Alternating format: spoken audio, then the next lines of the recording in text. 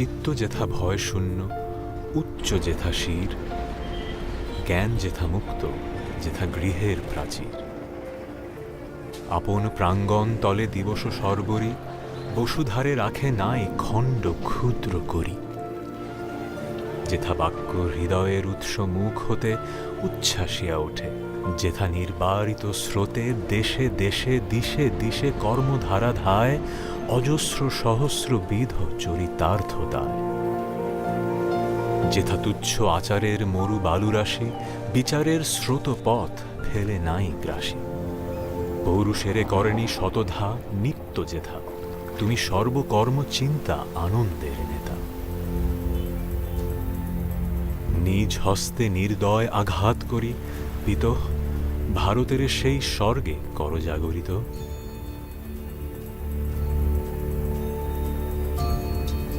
বিংশ শতাব্দীর শুরুর দিকে রবীন্দ্রনাথ ঠাকুর রচনা করেন তার অন্যতম বিখ্যাত কবিতা প্রার্থনা। তিনি একটি স্বাধীন দেশের স্বপ্ন তার এই কবিতায় প্রকাশ করেছিলেন। বলেছিলেন এমন একটি দেশের কথা যেখানে সবাই গর্বের সাথে সম্মান নিয়ে মাথা উঁচু করে বাঁচে, যেখানে সবাই সত্য কথা বলে এবং নিরলসভাবে চেষ্টা করে সাফল্যের জন্য। সেই সাথে এক নবজাগরণের মাধ্যমে তার স্বপ্নের এই সম্ভাবনাগুলোকে আলিঙ্গন করতে তিনি সমগ্র জাতির প্রতি আহ্বান জানান। ধীরে ধীরে তার আশা ঠিকই পূরণ হয়েছিল, কিন্তু রবীন্দ্রনাথ তার এই নিখুঁত জাতির অনুপ্রেরণা কোথায় খুঁজে পেয়েছিলেন? শুধুমাত্র কাগজ আর কলমের শক্তিতে রবীন্দ্রনাথ বাংলা সাহিত্যের জগতে আধিপত্য বিস্তার করেন। তিনি একজন কবি, সাহিত্যিক, গীতিকার এবং নাট্যকার, বহুগুণে গুণান্বিত একজন বুদ্ধিজীবী। আমার জীবনে তার অনুপ্রেরণা অনস্বীকার্য। ছোটবেলায় যখন আমি ছায়ানটে গান শিখতে যাই, তখন থেকে আমি তার একনিষ্ঠ ভক্ত। তিনি তার রচনার মাধ্যমে উন্নত জীবনযাপনের বহু সূত্র আমাদের দিয়ে গেছেন। সেরকমই একটা লেখা জাপান যাত্রী।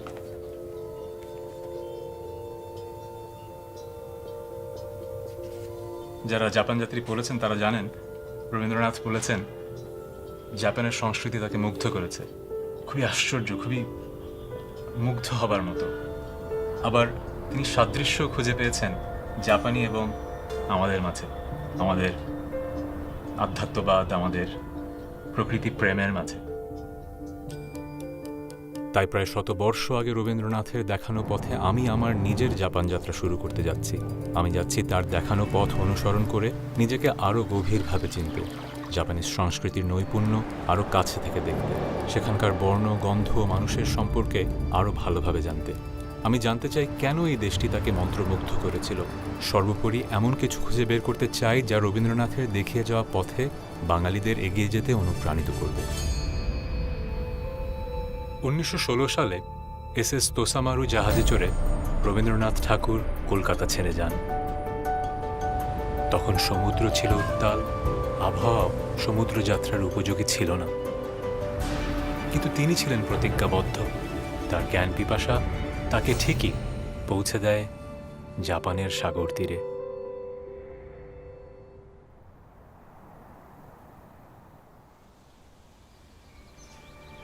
রবীন্দ্রনাথের জাহাজ কোবে শহরে পৌঁছালে তিনি প্রথমবারের মতো জাপানের মাটিতে পা রাখেন। তারপর তিনি সেখান থেকে আরও উত্তরে যাত্রা করে এখানে ইয়োকোহামা এসে পৌঁছান। তাই আমার যাত্রা শুরু করার এটাই সবচেয়ে উপযুক্ত স্থান। রবীন্দ্রনাথ যে এই জায়গায় শুধুমাত্র সুন্দর ফুলের জন্য থাকতে পছন্দ করতেন তা নয়, এখানকার চাও তিনি পছন্দ করতেন। আমরা অনেকেই গর্ব করি আমাদের চা বানানো, চায়ের পরিবেশন, আকর্ষণীয় রং ইত্যাদি নিয়ে, কিন্তু জাপান চায়ের বিষয়টাকে নিয়ে গিয়েছে আরও এক ধাপ উপরে। চা উৎসব এখানে শুধু উপভোগের বিষয় নয়, বরং একটি শিল্প। কখনো কখনো চায়ের অনুষ্ঠান ঘণ্টার পর ঘণ্টা ধরে চলতে থাকে। তাই রবীন্দ্রনাথ ঠাকুর জাপানের চা উৎসবকে অন্যতম জাতীয় মর্যাদার একটি বিষয় হিসেবে আখ্যায়িত করেছেন। এই শিল্পের একজন বিশেষজ্ঞ মিকা আমাকে পুরো বিষয়টি বুঝিয়ে বলবেন। পৃথিবীব্যাপী যদিও এটি চা উৎসব বলেই পরিচিত, কিন্তু এর সঠিক নাম হচ্ছে চা ডো। এর অর্থ চা পদ্ধতি।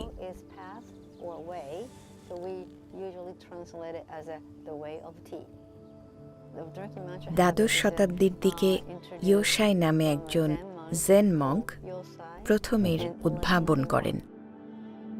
তারপর 300 বছর ধরে এই পদ্ধতি প্রতিষ্ঠিত হয়েছে, যা আমরা এখনো অনুসরণ করি। চা উৎসবের অন্যতম মূল তত্ত্ব হল মানসিক শৃঙ্খলা এবং নিয়মানুবর্তিতা। এই কারণেই চা ঘরে সব সময় ছড়িয়ে থাকে এক অনন্য প্রশান্তি, আর এখানে প্রতিটি কাজ করা হয় অত্যন্ত নিয়ম মাফিকভাবে। চা ডো সামুরাই যোদ্ধাদের মাঝে খুবই জনপ্রিয় ছিল। প্রাচীনকালে সামুরাই যোদ্ধাগণ প্রতিনিয়ত জীবনের ঝুঁকি নিয়ে যুদ্ধে লিপ্ত থাকতেন।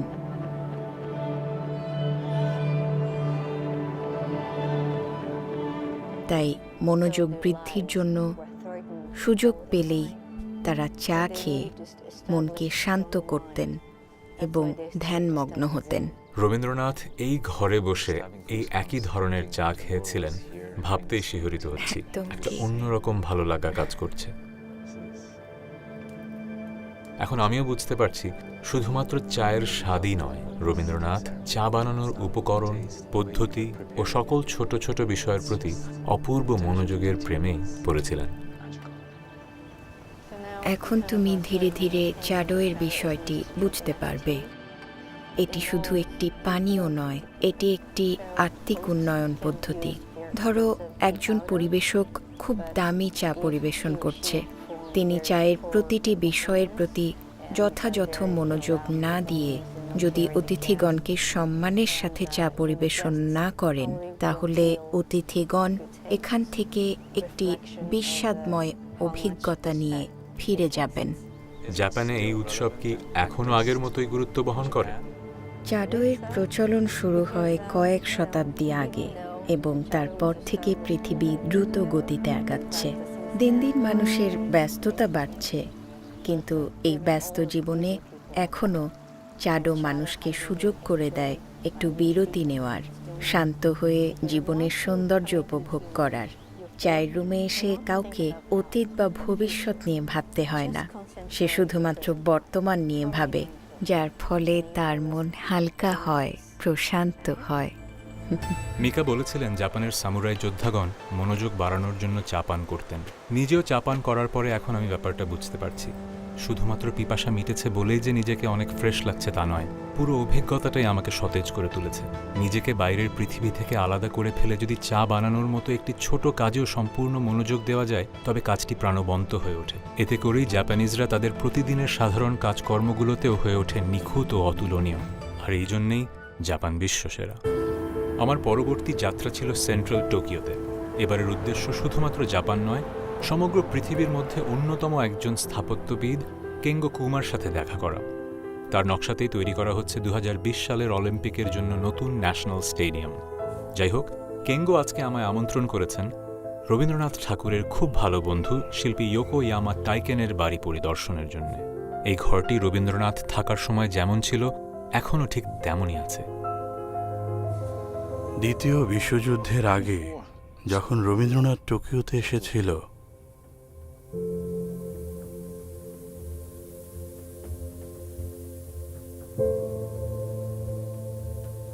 তখন এই শহরের বেশিরভাগ ঘরবাড়ি কাঠ আর ধান থেকে বানানো কাগজের তৈরি ছিল। জাপানের প্রায় 70% পাহাড়ি এলাকা আর বাকি 30% জায়গায় গড়ে উঠেছে শহর। অর্থাৎ ঐতিহ্যগতভাবেই আমাদের ঘরগুলো এমন ছোট ছোট। তাই জাপানিজদের কাছে ফাঁকা জায়গা অত্যন্ত মূল্যবান হওয়াটা খুব বিস্ময়কর নয়। তাই আমরা যেভাবে পারি সেভাবেই বাড়ি বানানোর চেষ্টা করি। আমরা আসবাবপত্র ব্যবহার করি না, আমরা সাধারণত মাটিতেই বসি। মাটিতে বসা আমাদের জন্য খুব গুরুত্বপূর্ণ একটি ব্যাপার। আমরা মাটির উষ্ণতা পছন্দ করি। আমি যখন মাটিতে বসি, আমার নিজেকে প্রকৃতির অনেক কাছাকাছি মনে হয়। এটি এক ধরনের আত্মিক ব্যাপার। আর আমাদের শিন্তো ধর্মের মূল উদ্দেশ্যই হচ্ছে প্রকৃতিকে শ্রদ্ধা করা আর এর সাথে মিশে থাকা। তাহলে আপনি যখন নকশা করেন, তখন কি আপনাদের সকল ঐতিহ্যবাহী পদ্ধতিগুলো আপনার নতুন নকশায় ব্যবহার করেন কি? অবশ্যই। সমসাময়িক আর ঐতিহ্যবাহী নকশার মাঝে খুব চমৎকার বন্ধন তৈরি করা যায়। খুব সহজভাবে তৈরি করা এই ধরনের বাড়িগুলোর প্রতিটি রেখা ও তাদের জ্যামিতিক আকৃতির পাশাপাশি স্থানীয় শ্রেষ্ঠ প্রাকৃতিক উপাদানের ব্যবহার আধুনিক নকশায় চমৎকারভাবে প্রয়োগ করা যায়। বিশেষ করে ঘর ও বাগানের মধ্যবর্তী স্থানে ইনগাওয়া তৈরি করার জন্য আমি ঐতিহ্যবাহী নকশাগুলো থেকে অনুপ্রেরণা নিই। ইনগাওয়া, হ্যাঁ ইনগাওয়া ঘরের ভিতরের সাথে বাইরের সংযোগকারী ছোট বারান্দা। ইনগাওয়ার উপরের প্রায় ছোট ছাদ তৈরি করা হয়, মানে যেন এই বারান্দার ছায়ায় আরাম করে বসা যায়। তাহলে কি আপনি মনে করেন যে এই এঙ্গাওয়া স্পেস আর এই ছায়া আপনার সিগনেচার ডিজাইন? অবশ্যই, আমার বেশিরভাগ কাজের মধ্যে ইনগাওয়া স্পেস দেখা যায়। এমনকি ন্যাশনাল স্টেডিয়ামের মতো বড় স্থাপনাতেও এই নকশা দেখতে পাবেন।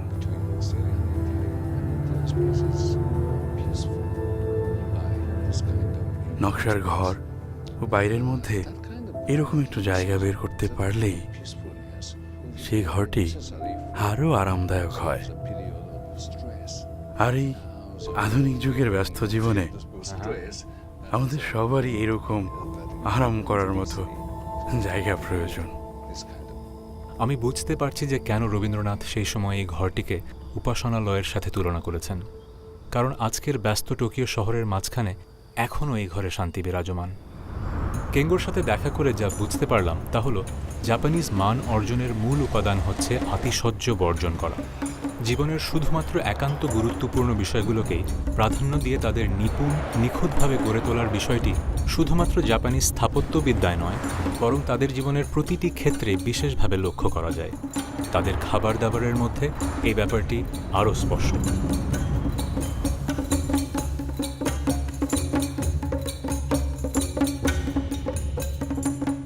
জাপানের সবচেয়ে বিখ্যাত দুটি খাবারের কথাই ধরা যাক, নুডলস আর সুশি। এর চেয়ে সহজ খাবার আর হয় না।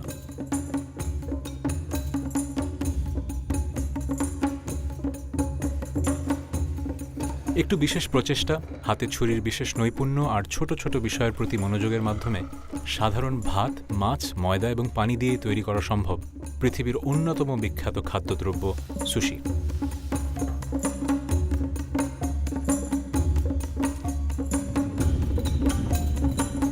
অবশ্য কেউ রাতারাতি সুশি কারিগরি হতে পারে না।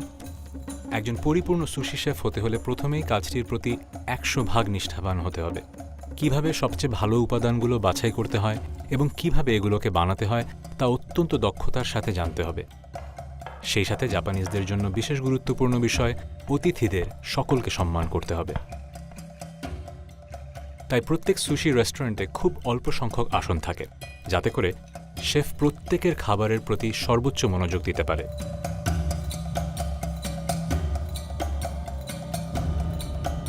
সবার সুশি একদম সঠিক এবং নিখুঁতভাবে তৈরি হয়। মিকার ভাষ্যমতে ক্রেতা ও অতিথিদের যথাযথ সম্মান দেওয়া জাপানিজদের কাছে এতটাই গুরুত্বপূর্ণ যে আপ্যায়নে অত্যন্ত ক্ষুদ্র ত্রুটিকেও তারা চরম ব্যর্থতা মনে করে। ওয়াও, একজন সুশি শেফ যে একজন শিল্পী, আর শিল্পের উৎকর্ষতার শিখরে পৌঁছাবার জন্য যে কী পরিমাণ সাধনা তাকে করতে হয়, জুনিচি শেফের সাথে কথা না বললে হয়তো কখনোই বুঝতে পারতাম না। 10 বছরের প্রশিক্ষণ প্রয়োজন হয় সুশি শেফ হবার জন্য, আর উনি 25 বছর ধরে সাধনা করে চলেছেন। আমার লাইফের শ্রেষ্ঠ মিল এটাই ছিল। জাপানের শহরের রাস্তায় খাবার জন্য রেস্টুরেন্ট খুঁজতে গেলে খাবার দোকানগুলোতে মেনুর বদলে আসল খাবারের প্লেট সাজিয়ে রাখা দেখতে পাবেন। কাস্টমারদের সুবিধার জন্য এভাবে খাবার সাজিয়ে রাখা হয় যেন তারা সহজেই অর্ডার করতে পারে। আমি আসল খাবার বললেও এগুলো আসলে অত্যন্ত জীবন্ত দেখতে মডেল, যাদের বলা হয় ফুড স্যাম্পল। শুনতে অদ্ভুত লাগলেও ফুড স্যাম্পল তৈরি করা তাদের কাছে একটি বিশেষ শিল্প। তারা এই নকল খাবার তৈরি করার কাজটিকেও আসল খাবার তৈরির মতোই শ্রদ্ধা করে। আমি কৌতূহলবশত ঠিক করলাম কিছু স্যাম্পল খাবার তৈরি করব। তাই সাময়িকভাবে রবীন্দ্রনাথের যাত্রাপথ থেকে সরে গিয়ে এখন যাচ্ছি নদী তীরবর্তী ছোট্ট একটি শহর গুজো হাচিমান, যাকে ফুড স্যাম্পলের জন্মস্থান ধরা হয়। 1932 সালে তাকিজো ইওয়াজাকি নামক এক ভদ্রলোক মোমের তৈরি অমলেট বানিয়ে নিজের স্ত্রীকে বোকা বানিয়ে দিয়েছিলেন। তখন থেকেই এই কারখানার যাত্রা শুরু। এখানকার স্থানীয় লোকজন ফুড স্যাম্পল তৈরিতে জাপানের সবচেয়ে দক্ষ কারিগর হিসেবে গর্ববোধ করে। কিন্তু তারা কি আমাকেও ধোঁকা দিতে পারবে?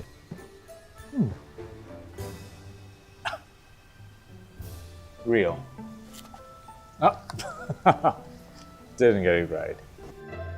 মোম দেখতে যে এত সুস্বাদু হতে পারে তা চিন্তাই করা যায় না। জিনিসগুলোর মান অত্যন্ত ভালো। আরও বিস্ময়কর ব্যাপার হলো এই জিনিসগুলো শতকরা ৯৫% এখনও হাতে তৈরি করা হয়। এটা কিভাবে সম্ভব? 縦がねコールドウォータークールダウン Enough? シュリンプサイズラッピンいやいやラッピン分かった OK oh good job クールダウン yeah nice prawn tempura বানালাম আর পাম্পকিন টেম্পুরা বানালাম।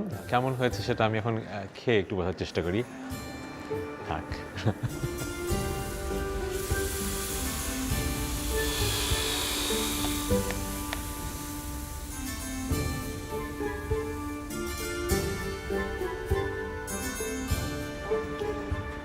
good job nice down down down oh nice nice oh nice roll left roll right roll left rolling oh very good lettuce yeah okay Lettuce. はいコールドウォータークールダウン先生がフィニッシュオープン Voila! Ah, okay. Very good. এই lettuce তৈরি করতে গিয়ে food স্যাম্পলের মতো সাধারণ একটা জিনিসও কিভাবে বিখ্যাত জাপানিজ মানসম্পন্ন করে গড়ে তোলা যায় তা হাতে কলমে দেখতে পেলাম। তাদের একটাই সূত্র, ছোট ছোট জিনিসগুলোর প্রতি গভীর মনোযোগ দেয়া।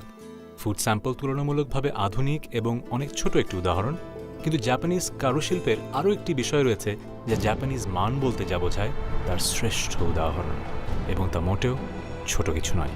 একজন সামুরাইয়ের কাছে তার তলোয়ার ছিল অন্য যে কোনো জিনিসের ঊর্ধ্বে, কারণ এটার উপর তার জীবন নির্ভর করে। ৮০০ বছর ধরে মাসামুনেরা তৈরি করে আসছে জাপানের সেরা তলোয়ার।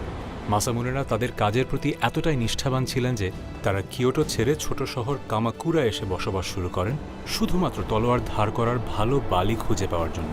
সুরিহিরো ইয়ামামুরা হচ্ছেন মাসামুনেদের ২৪তম বংশধর, যারা কিনা তাদের অনন্য কৌশল ও পদ্ধতির মাধ্যমে সবচেয়ে ভালো মানের তলোয়ার তৈরি করেন। সেন্সে, আমি আপনার এবং আপনার পরিবারের ঐতিহ্য সম্পর্কে শুনেছি। আপনি যদি আমাদের একটু বলেন যে সোর্ড মেকিংয়ের সাথে আপনার পরিবার কিভাবে সংযুক্ত হলো? আমি বিগত ৫০ বছর ধরে তলোয়ার তৈরি করে আসছি। আমার পূর্বপুরুষেরা ৮০০ বছর ধরে এ কাজে নিয়োজিত ছিল। আমাদের পূর্বপুরুষগণ তলোয়ার তৈরির জন্য শোষতেন নামক পদ্ধতি উদ্ভাবন করেন, যা আমরা এখনো হুবহু অনুসরণ করি। জমিদারদের দ্বন্দ্ব ও শগুনদের আমলে কাতানার অনেক ইতিহাস আছে। আমাদের তৈরি প্রতিটি তলোয়ারে গেঁথে আছে সেই ইতিহাস এবং ঐতিহ্য। পুরো জাপানে আপনার বানানো সোর্ডগুলো সবচাইতে বেশি সমাদৃত। সো এর পেছনের সিক্রেটটা কি? একটি ভালো তলোয়ার তৈরির জন্য তোমাকে সবচেয়ে ভালো উপাদান বাছাই করতে হবে। তারপরে পূর্বপুরুষদের কাছ থেকে পাওয়া শিক্ষা কাজে লাগাতে হবে। প্রথমে আসে ফোর্জিং প্রসেস। সবার আগে সবচেয়ে ভালো মানের ইস্পাত বাছাই করতে হবে। তারপর সেটা তাপ দিয়ে প্রসারিত করতে হবে এবং সাথে সাথেই ঠান্ডা করে সংকুচিত করে ইস্পাতের সহনশীলতা বাড়াতে হবে। সেই সাথে ব্লেডের কিনারায় একটি প্যাটার্ন করে দিতে হবে। নিখুঁত না হওয়া পর্যন্ত বারবার এভাবে ছাঁচে ফেলে তাপ দিতে হবে। সম্পূর্ণ পদ্ধতিটি অত্যন্ত যত্ন আর সময়ের ব্যাপার। আমি একবার ৪ বছর ধরে একটি তলোয়ার তৈরি করেছিলাম। সেন্সে, আমি শুনেছি যে এখন জাপানে মাত্র ৪০০ জনের মতো মাস্টার সোর্ড মেকার আছেন। তলোয়ার তৈরি সরকারের অনুমোদন প্রাপ্ত। একজন তলোয়ার কারিগর হতে ন্যূনতম ৫ বছর অনুসরণ করতে হয়, কিন্তু এই পেশায় গুরু হতে চাইলে তোমাকে ১০ বছরের কঠিন পরিশ্রম করতে হবে। বর্তমানে এখানে ৪০০ জনের মতো কারিগর রয়েছে, কিন্তু এর সংখ্যা দিন দিন হ্রাস পাচ্ছে। এই তলোয়ার তৈরির প্রক্রিয়া আয়ত্ত করা খুবই কষ্টসাধ্য, আর বর্তমানে তলোয়ারের আর আগের মতো চাহিদা না থাকার কারণে এই পেশায় জীবিকা নির্বাহ করা দুষ্কর হয়ে পড়েছে। এটি খুবই দুঃখজনক ব্যাপার যে বর্তমান তরুণ প্রজন্ম এই ঐতিহ্যকে ধরে রাখতে পারছে না। কিন্তু মাসামুনের ভাষ্যমতে এই পেশায় জীবিকা নির্বাহ করা কষ্টসাধ্য। এখানেও আমরা দেখতে পারছি যে জাপানিরা সাফল্য ও শ্রেষ্ঠ মান নিশ্চিত করার বিষয়ে শতভাগ নিবেদিত না হয়ে কোনো কাজে হাত দেয় না। আমার জাপান অভিযাত্রায় পাওয়া সকল শিক্ষার মধ্যে এটাই ছিল সবচেয়ে উপরে। এখানে সবাই একটা কথা মনে প্রাণে বিশ্বাস করে, তা হলো কোনো কাজে নিজেকে সম্পূর্ণ নিবেদিত করা সম্ভব হলেই কাজটি করা উচিত। আতিশয্য বর্জন, জীবনের শুধুমাত্র অত্যন্ত গুরুত্বপূর্ণ ব্যাপারগুলোতেই মনোনিবেশ করা যে কোনো কাজে ক্ষুদ্রাতি ক্ষুদ্র ব্যাপারের প্রতিও সম্মান প্রদর্শন করা, যে কোনো কাজেই সর্বশ্রেষ্ঠ মান অর্জন করা। একটি সুন্দর জীবন গড়ে তুলতে এই শিক্ষা অত্যন্ত গুরুত্বপূর্ণ। যদি আমরা প্রকৃত অর্থে এগুলো অনুসরণ করতে পারি, তবে আমরা হয়তো রবীন্দ্রনাথের দেখানো স্বাধীন স্বর্গে পৌঁছাতে পারব। শেষ কটা দিন জাপানে কাটাবার পর আমার উপলব্ধিটাও কিন্তু একই। আমি জাপানের মানুষের মাঝে প্রাচুর্য দেখেছি, আমি হাস্যোজ্জ্বল মুখ দেখেছি, একটা পরিপূর্ণতা দেখেছি, কেমন যেন একটা প্রশান্তি সবার মাঝে। কিন্তু এত প্রাচুর্যের মাঝেও আমি দেখেছি অসম্ভব বিনয় আর অমায়িকতা। যেন 100 বছর আগের রবীন্দ্রনাথের চোখে দেখা